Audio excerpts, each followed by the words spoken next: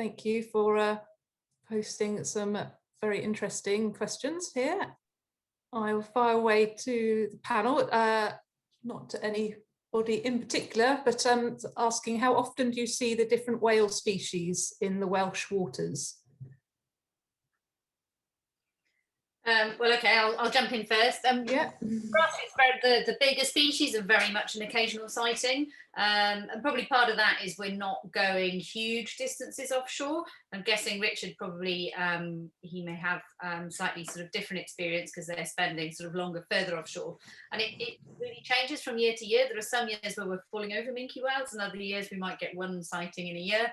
The bigger species, the things like the fins and the sais, you really do need to be kind of out in the Celtic deep. But certain areas, they do come every year for feeding. Yeah, I would say that, you know, I've got a lot less years reference here, but, you know, the last couple of seasons, it's been sort of later in the year that we've had, you know, the sort of, yeah, real abundance of whales out there. And I'm sure Fionn would echo, you know, it's sort of it's a lot down to the conditions. If you have a very calm day, you just can't, you know, everywhere you look you can see a blow or a bait board or something. So it's yeah, a lot down to the conditions. Thank you both for answering that. I do also want to say it's exciting that we have an extra panelist who has joined us during this event. We've just wanted to introduce Sue Burton, who is the Pembrokeshire Marine Special Area of Conservation Officer. So she is also here online. So if you have any particular questions for Sue, you can always use the Q&A panel to pop them in, and they obviously the questions that are already there I'll pose to Sue as well. Thank you. I just want to say there's a question here for Fionn and Kate. Do you find the majority of people, public and wildlife trip providers, know about and follow the voluntary marine codes? And if not, how can this be improved? I'll let you jump in on that one, Fionn, because you're as an activity provider. Okay, I would say some do, but I would say it's probably a relatively small percentage. And I think the way, you know, the only way really you're going to get the, well, not the only way, I think it helps if we can promote it and say, you know, we are all following these codes. And if you're out and about, particularly as lots of people now have that access to the water themselves, which they maybe didn't do sort of, I don't know, 15, 20 years ago, when not everyone had like a little rib or a sea kayak or a sit on top. But I think launch areas, which I know the Marine Code, they have stuff up in all the launch areas, and also social media is so powerful these days. So I think, you know, if we can get stuff out on social media, it's a really easy way, because pretty, you know, so many people are on social media. So I think that's probably quite a good way of, you know, just advertising it, I suppose. I'll just add that I think the idea down in Pembrokeshire, I can say, of combining it with a tide table is quite a cool idea, because people, you know, need the tide tables for all sorts of things. So to have the, you know, the maps and the codes and the ideas on that as well was just an innovative, different way of getting it out to water users as well. So I think the variety of different ways, you know, from using an app to having the website to having leaflets at the right places and posters up alongside things like a tide table. I think we need to use different methods to target different people to try and get as many people on board, but also, you know, by leading by example. So for those operators who are regularly out there, if they can lead by example, that really helps too. I think I'd just add there that across Wales, this is obviously there's some sort of different codes and variations in the regions, and there's always going to be a few people who either don't know the rules or choose not to follow them. And I think we can help by promoting codes and what is out there and how best to enjoy things. And we are sort of trying to, this event today is part of the work to try and sort of improve and share knowledge. I think in the first place, if you want to go to, there's a website called Welsh Seas Wales, which is just serving at the moment to collect together some of those that marine codes information and then bits and pieces of knowledge. We're going to be building on that, so I'm sure any of you who are involved today, we can sort of send information to you if you want more information. As to sort of, so that's covering the education and awareness side of things. For those who choose, even when they still know what's what, and they choose to sort of ignore it and then sort of flout the rules and sort of put wildlife in danger, but also themselves in danger from breaking the law effectively. I think, you know, just having to sort of try and get through and speak to them individually is the key thing. But as Kate says, you know, there are lots of people out there who do know how to sort of like behave appropriately around our marine wildlife, and if that can sort of spread, all to the good for everybody. Thank you very much for those answers. There's an interesting question here of if any of you have any idea why the puffins are doing well on Skomer and not so well elsewhere in the UK.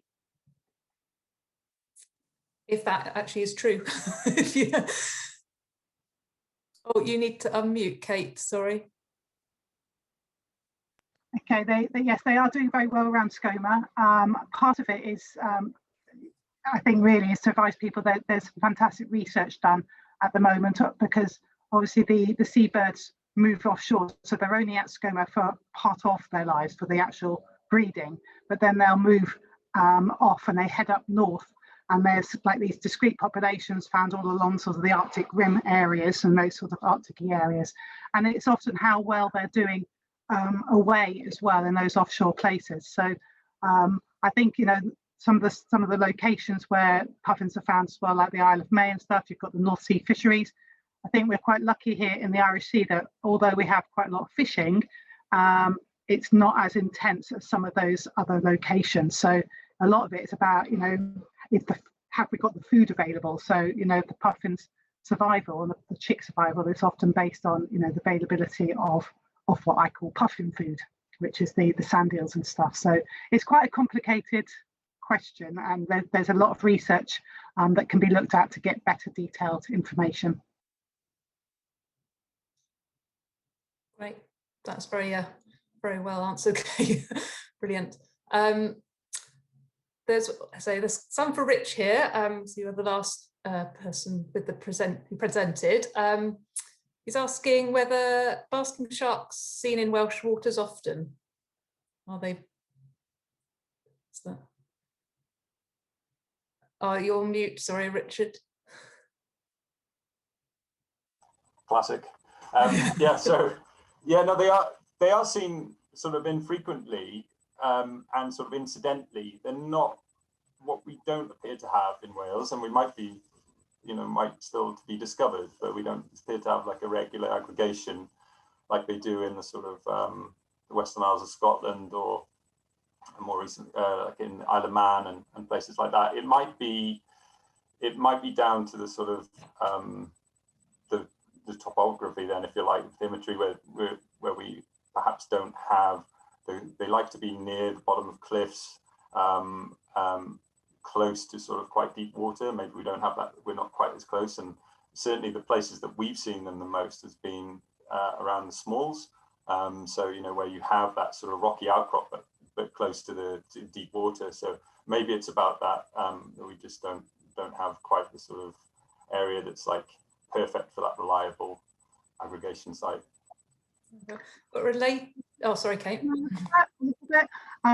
What's often observed is the basking sharks are often found on the North Cornwall coast and North Devon coast, and then rather than heading up the Irish Sea, they actually move around Ireland. So the west coast of Ireland is another place where huge numbers, you know, they get the migrations of the basking shark, and then it's almost like it tips around the tip of Ireland, Isle of Man, and then Scotland. So it's like more the Atlantic facing coasts, so are the ones where you'll find more of those sorts of species, so especially the basking shark. So they tend not to sort of, there's only a sort of a random one that seems to head into the Irish Sea. The majority will flow around Ireland and up to Scotland. Is it a similar case with sunfish? A similar question asking about sunfish as well, whether they're encountered that far out. We do get more sunfish than basking shark for sure, but maybe that's because they're easier to spot as well. But we tend to it tends to be when the waters are warmer, so late July, August, and into September. That it's a very sort of discrete period. They do like warmer waters, but again, I wouldn't be surprised if there's more on the west coast of Ireland than up in the Irish Sea generally. Thank you. There's a question here, so be for more towards Richard and Fionn, about offering experiences and wondering whether your experiences can influence people's conservation, pro-environmental attitudes and behaviours, and do you think it has lasting effects? I'm going to jump in quickly, just because it's one of the reasons why I do what I do, is that, you know, I feel very strongly. I mean, I was listening to what you were saying, Richard, about, you know, should we be doing this? And you can say the same thing about the boats. We're not getting into the water with them, but we're, you know, we're still out there in an environment, you know, using boats and all the rest of it. But people will only conserve what they love, and they'll only love what they can connect to. And if it's the only way we can get people, I think, to really engage with it and become like ocean stewards, is to take them out there and show them what's out there. I mean, I've had youngsters coming off the boat going, I want to be a marine biologist. Now that may only last a week, but if even just one of those, you know, becomes a conservationist 10, 15 years down the line, I kind of feel like, you know, it's made a difference. So sorry, I feel quite passionately about that one. But yeah, good, Richard, I don't know what your thoughts are. Yeah, you've took the words out of my mouth. Yeah, no, absolutely. I feel exactly the same way. And I think it is, you know, when you watch firsthand someone have that sort of light bulb, I don't know, light bulb, it's more like Cupid's bow or something, isn't it? I don't know, but they just sort of, you know, they get it, they see the magic of it, and you just know that you've got an ambassador there, you know. So yeah, it's you know, it is why we do what we do. Sort of related to both of yourselves as well, and wider really, is whether is there any hope to run any research projects alongside your businesses? So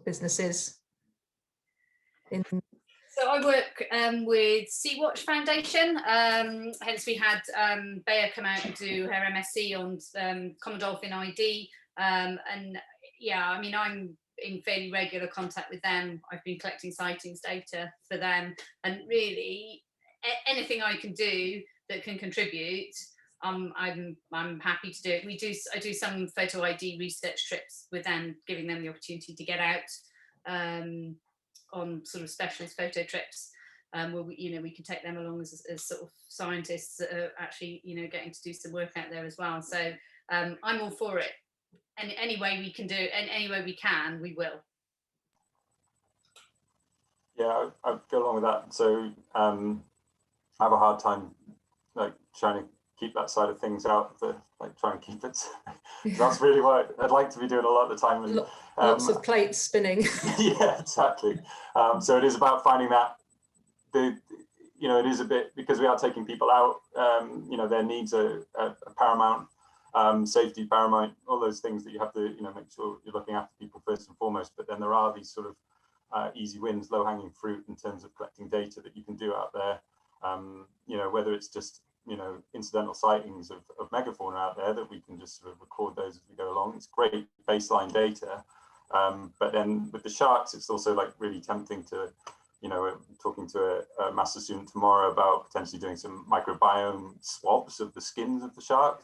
To find out what we can find out about the sort of health of the shark, potentially where they're traveling, where they're feeding, all that sort of interesting stuff that you can do quite non-invasively now. Don't ask me exactly how it works because I don't know, but it's really fascinating stuff. And you know, I don't see why we can't do that. I think people get quite a lot out of, you know, the interest of doing things like that. So yeah, I think it enhances the trip. Can I ask a question linked to that? And that's obviously there's a lot of shark fishing as well. So with the sports fishing industry, and the sharks are therefore in that case brought, you know, on board. So would it be possible maybe that some sort of projects could be linked to that, if you like, because obviously you want to do it so it's non-intrusive because you're observing and watching and looking at the sharks. But these sharks, many of the sharks are actually brought on board, and it's an opportunity to possibly tag them or take swabs, etc., etc. So, and I know the skippers that you work with also work as sports fishermen charters too. Well, the people that we work with are very open to doing research and helping out with that side of things. I can't speak for the fleet though. I mean, it's sort of really, it's something that what I would say for the sport fishing fleet is that they are invested in shark conservation.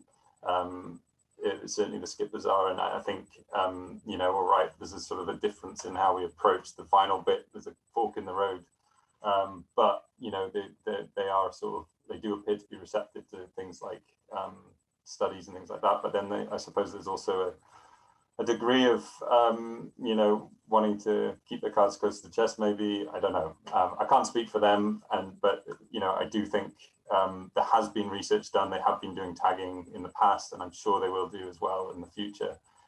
You're absolutely right to point it out as being a great opportunity. If you've already brought that shark onto the boat, then you can get some great, whether it's sampling or tagging done. So yeah, it's a good opportunity. Thank you, Rich. It's a question, say, for all of the group regarding particularly focusing sort of around the Strumble Head area. I think particular attendee says, so over a period of many years, seen Risseau dolphins, common and bottlenose dolphins, minke whale, grey seals in abundance, and even a breaching thresher shark, which must have been a pretty wonderful sight. And is wondering, why is Strumble Head not a marine protected area? So it's not going to be a black and white question to answer, but pose that to you. Okay, maybe I'll jump in there. So back when the special areas of conservation were sort of like proposed, this is in the mid-90s now,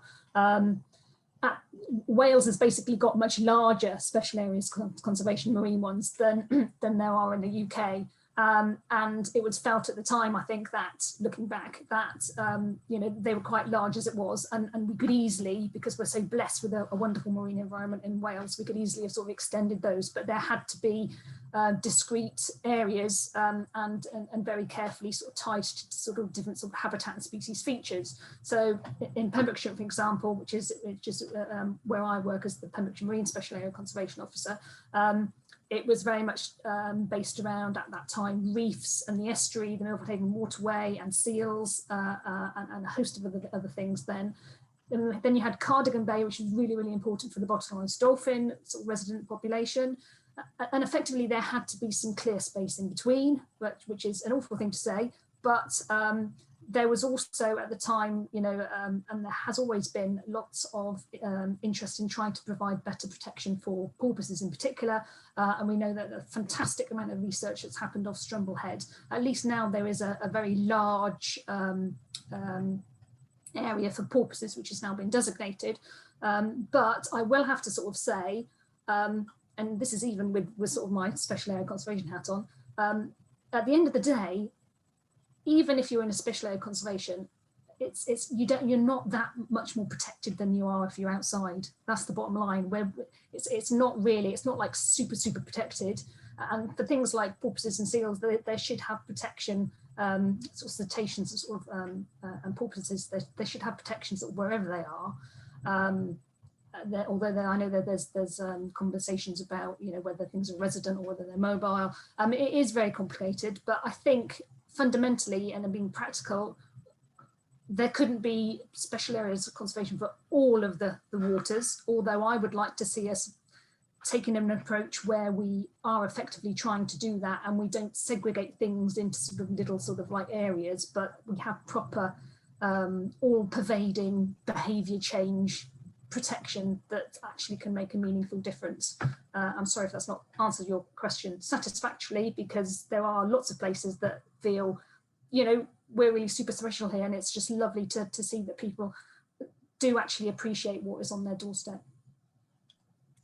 Thank you very much, Sue. We have run out of time. Really, there's one lighter question to answer before the end. I'm wondering whether, as a follow-up, we might be able to, if panelists have time, to send out some typed answers to some of the many very interesting questions you've sent in.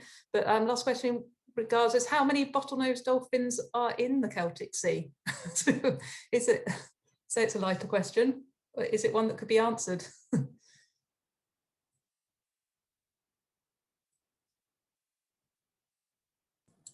I'm not sure, I'm afraid. I think that would be something that we follow up. Yeah. Ask a friend. We need the Cardigan Bay SAC officer. Yeah, I think the problem is that they move, don't they? Also contact the Cardigan Bay SAC officer, because they'll have the research not just for their area but for the outside areas. But there's an awful lot online and a lot of research that's done on bottlenose dolphins, in particular with the Cardigan Bay area. So I urge just to look it up, and that information will be available. Great. Well, thank you to all the panelists for your very detailed answers. Diolch yn fawr. And just which relates to quite a few of the questions of how to find more details and links. What Sue referred to earlier is there's the Welsh Seas Wales website, which collates quite a lot of also the marine code information, and there are links there to the different sites and areas. Hopefully that QR code that I've shared, you should be able to just use your phone to try and take a picture and it will take you there. Otherwise, I was going to say, if any panelists have anything that you'd like to add at the end here, please do come in. We've got a couple of moments. Otherwise, I was going to say prynawn hapus, happy afternoon, and thank you very much for joining us, everybody.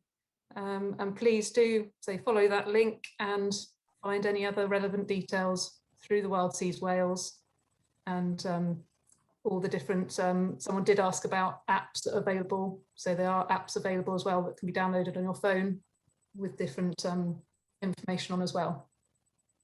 Thank you.